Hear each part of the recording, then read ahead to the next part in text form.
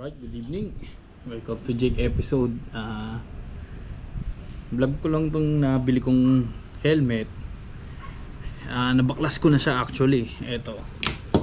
Isang NHK Race Pro. Binili ko siya second hand.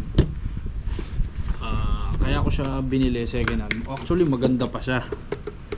Kaso marami ng gasgas. Pero hindi ko habol yung shell eh. Kaya ko siya binili. Size XL to, kailangan ko yung paddings nya. At saka ito, may binaklas ako kasi meron akong NHK Honda na Honda edition na NHK original na mabibili mo lang sa Honda 3S shop. Ayun yung una kong biling helmet noong 2018 nung may Honda Click ako. So may sentimental value, hindi ko siya binenta. Nasira ko yung ganto nya. Yung crown kung saan ko makapit ito. Hindi kasi pa ako marunong nun eh. Ang mechanism pala nito, ganyan siya. Kung nakikita nyo, ganyan siya. Sinushoot lang siya ng ganun. Ang ginawa ko, pinagpuputol ko to. Pinag-aangat ko yan. Kala ko kailangan iangat yan para matanggal to. Hindi pala. Shoot, ganun lang. Shoot, hila. Shoot, hila. Yun nga, nasira. 3 years na siyang sira. Pero ginagamit ko siya, nilalagyan ko lang siya ng tape dito para hindi malaglag. Since may sentimental value yung helmet na yun, first helmet ko, nagtingin ako sa online, sa Indonesia pa makakabili.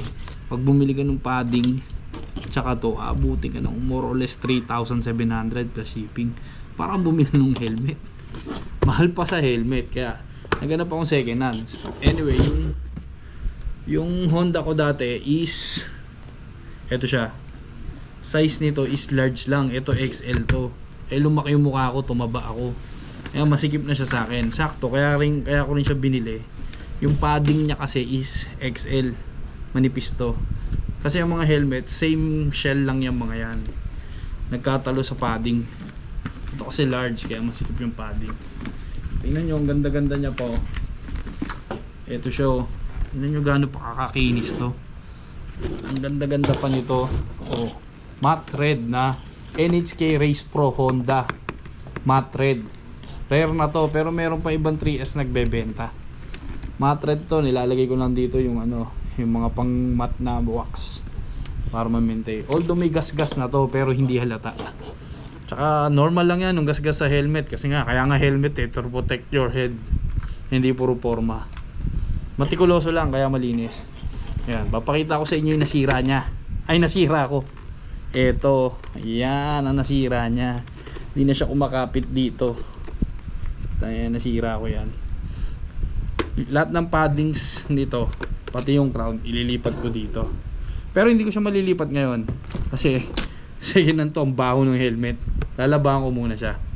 Kaya babalikan ko kapag na-fit ko na siya. Ibablog ko muna ibang helmet ko. Pakapogi mo dito pag sinuot mo to. Diba? Bagay. So, papakita. Tapos ito pang isang helmet na to, meron pa isang helmet. Itong helmet na to, bigay nung kumpare ko si Joseph. Yung kasama ko mag-rides. Actually, pangit na to, puro gasgas na to. Since may sentimental value, mahilig ako mag-restore. Kasi pinapahalagaan natin yung gamit. Ito na siya ngayon.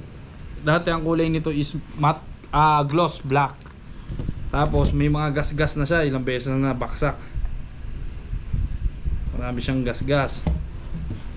Pinagawa ko to dun sa si Malupit dito sa Taguig. Magaling mag-restore yon. Ilalagay ko yung FB page niya kapag gusto nyo magpa-restore ng helmet. Napakaayos. Mura lang, 2,000 lang. Pero siguro depende sa design. So dati siyang gloss, ginawa siyang tadant. Ayun nakita niyo ba yan? Carbon Lodi. Pero hindi to carbon paint lang to, paint. Ganda. Binilang ko siya ng lens tsaka yung mechanism niya ito. Tapos nasira din to yung sa dual visor niya. Ayun ang mga nabili ko. Umabot ako sa lens 600, tapos dito sa visor, ito mahal to, 600 din to, o mga 550. Tas dito sa mechanism 280 set yan. Sa Casco Market ko nabili. Yun lang naman mga ginastos ko dito. Paddings yung pa rin. Yung tatlo, tas plus yung 2,000. Umabot akong 3,000. May restore kasi nga, sabi ba't bumili na lang daw bago. Okay lang naman kung bibili, pero tingnan nyo naman yung pagkayari. Tingnan nyo mga sir. Video ko nito sa TikTok. Sasabi ko dito sa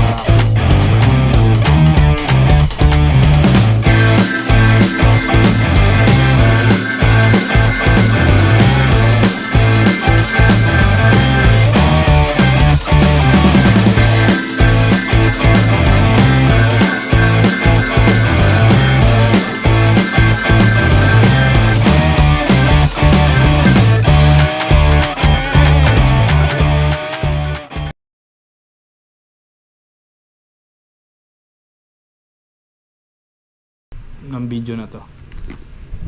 Kung ano yung itsura niya dati tas nung ni-restore. Yan. Spider helmet Recon 2. Recon 2 to. Ganda to, tapos may spoiler. Yan. So may dalawang helmet ako. Tapos yun na nga, galing ako sa kaibigan ko. Pumunta ako sa kaibigan ko ng isang araw. Tapos meron siyang CRF dati. Binili niya pero hindi niya nagamit yung helmet. Pati yung motor halos hindi niya nagamit, ikot-ikot lang. Yung helmet niya nakatenga nung pandemic.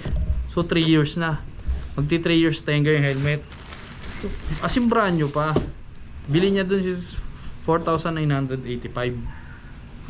So hindi ginagamit, tiningnan ko. Sabi ko, uy, pang adventure bike to pero babagay sa naked. Yun nga, sabi ko, try natin. Kasi dati naka-Doc 390 ako. Ang helmet ko, naked sports yun. Ang helmet ko, pang adventure, bagay naman. Yun nga, tabi ko muna to Binili ko siya in addition. Since kaibigan, binigay lang sa, ako pumresyo. Ito na siya ngayon, Yung presyo niya sa akin to ng 3.5. Pakita ko sa inyo gaano kaganda tong helmet. Dati kasi may dirt bike ako, yung XR nung pandemic.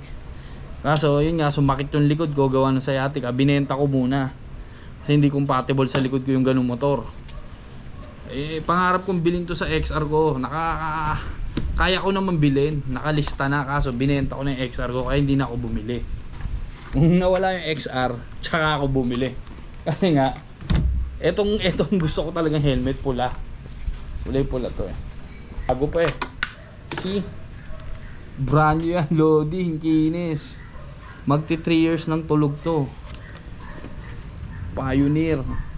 Ang model niya is MX436 Evo. Evolved graphics, red white. Ito yung price nyo. Kung nakikita nyo So, may gato helmet. Ang motor ko naked bike, CB. Bagay naman pero nag-iisip ulit ako bumili ng adventure bike. Tingnan natin kung may pera. Iniisip ko yung CB150X or mag 500cc kung may pera. Wala. So, hindi ko pa sinusuot to. Kasi brand new talaga Natulog lang ng 2 taon mahigit, going 3 years. Mga gantong bagay, kahit di mo gamitin, bilhin mo, display mo. Malay mo magka-adventure bike ka, di ba? Ayan. Spider Carbon Recon 2 LS2 to, LS2 Pioneer. Yan, pang dual sports. Dual visor yan, mamaya papakita ko siya. Itong NHK Honda ko, ito ang Race Pro model ng NHK. Yan. May sentimental value sa akin to. Ang dami nang umawit nito, hindi ko maibenta. Hindi talaga. So, pakaganda niyan, sir. Ayan ganda yan, dual visor kahit naked motor mo, babagay pa rin yan. Pakaangas. Salamat sa iyo, paring Jumar, magandang deal. Paring Joseph, maraming salamat sa iyong pamana. Kaya ginastusan ko. Carbon Lodi, NHK. Yun nga. Tapos ito, maglalaba ako ng paddings. Ito yung mga paddings nya. Ilalagay natin doon sa pula. Large yung paddings niya, magiging XL na ngayon siya. Ito yung binili ko para hindi na masikip sa akin. Tapos ito talaga yung importante, yung crown. Yan, ito yung nasira sa akin eh. Tsaka yung ito. So bukas ko na i-video paano ikabit kasi nga ayun ang dumi oh. Lalabahan muna natin dugyot para okay. Prepare na ako dito.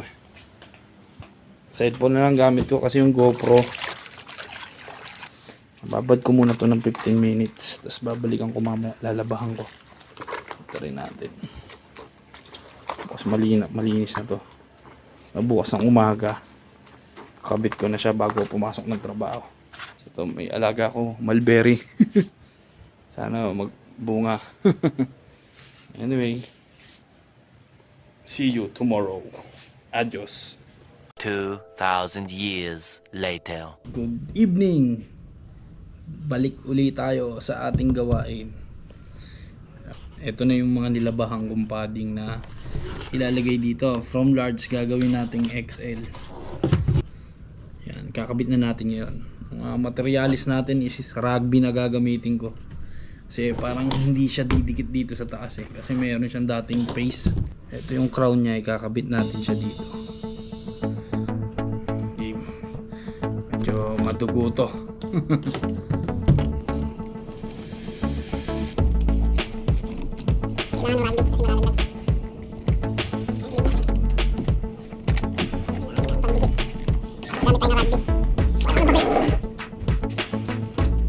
Things will get messy. Rugby. Shoutout sa mga rugby boy. Tigil nyo na yung bisyo nyo. Umpisa na natin mga boss. Ano nalagyan natin? Mga kaong nakakapitan. Uy, ang ganyan. Hindi lang eh. Ang kapit lang. Kakapit ko kasi style yung kakapit ko eh. Here, final part. Patayin natin natin. Ito yung mga nalabahan na paddings. Kabit natin yan. Size XL. Pag size XL, syempre mas manipis siya. Manipis yung ano niya, padding.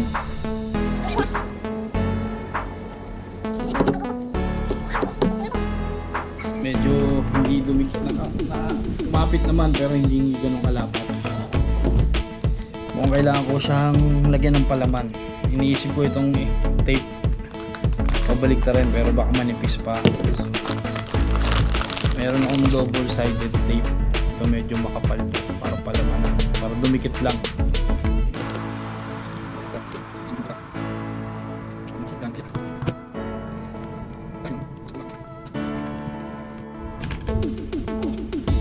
Back again, meron na tayong bend and block.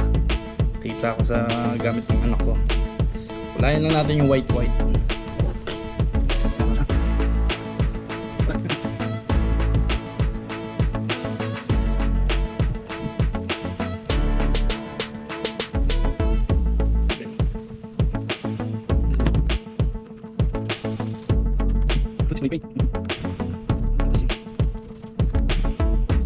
Gamitan natin ng cutter sa mga sumobrang rugby para smooth.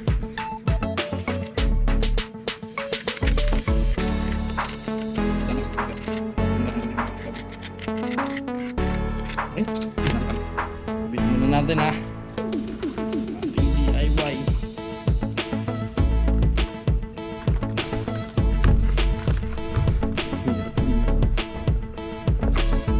Mahirap ikabit. Nagawa naman ako.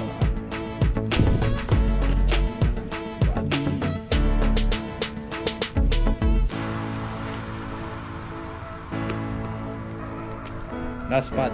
XL na siya mga brother. Ngayon kakabit na natin tong visor. Madali lang magkabit nito.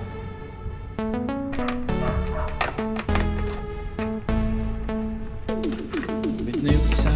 Isa lang.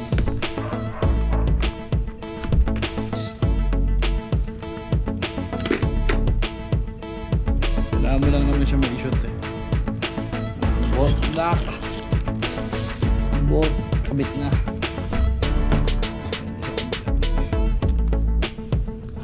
testing. Ayun oh, ang luwag na, hindi na masikip. Sarap na gamitin. XL na siya.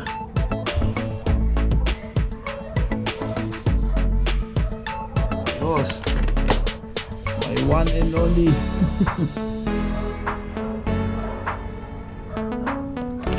First Love Honda Matte Red NHK Race Pro to. May nabibili pa nito sa 3S shop, pero pili na lang. Try nyong puntahan nyo sa Cubao. Sa Cubao ko binili to eh.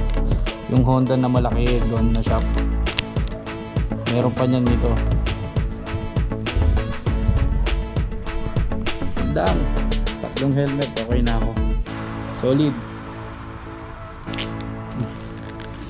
Pusin ko na yung vlog ko. Bye.